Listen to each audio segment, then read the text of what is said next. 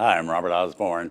Up next in our Salute to Claire Trevor is a movie considered by many to be one of the 2 or 3 best examples of film noir ever made. It's a movie called Murder My Sweet, released by RKO in December of 1944 and based on Raymond Chandler's detective story, Farewell, My Lovely. Claire Trevor made it in the middle of a 10-year period between her famous turn in John Ford's 1939 Western Stagecoach and her Oscar-winning performance in 1948's Key Largo.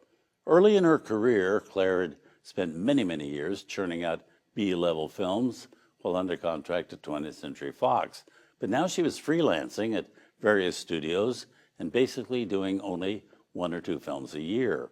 Her role in Murder My Sweet is the kind that she'd not only played dozens of times before, but practically invented the femme fatale who is good to look at, but somebody you wouldn't trust on any level. But this kind of film was all new terrain for the film's leading man, Dick Powell. Up to this point in his career, Dick Powell was best known for being a crooner, a perky hero in merry musicals at Warner Brothers and at Paramount Studios. But with Murder My Sweet, he was playing, for the first time in his career, a really tough, cynical, unshaven private eye, Raymond Chandler's fictional creation, Philip Marlowe.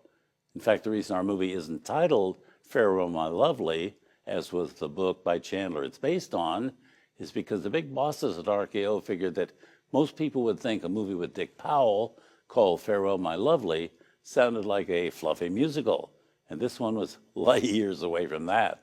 So they came up with a harder title for it. The film was such a success, it changed Dick Powell's image and career forever, and he basically stayed a movie tough guy from then on until he became a director and a producer. So here also with Anne Shirley in what was her last film after many years in the business. Movie directed by Edward Dmytryk, Murder My Sweet.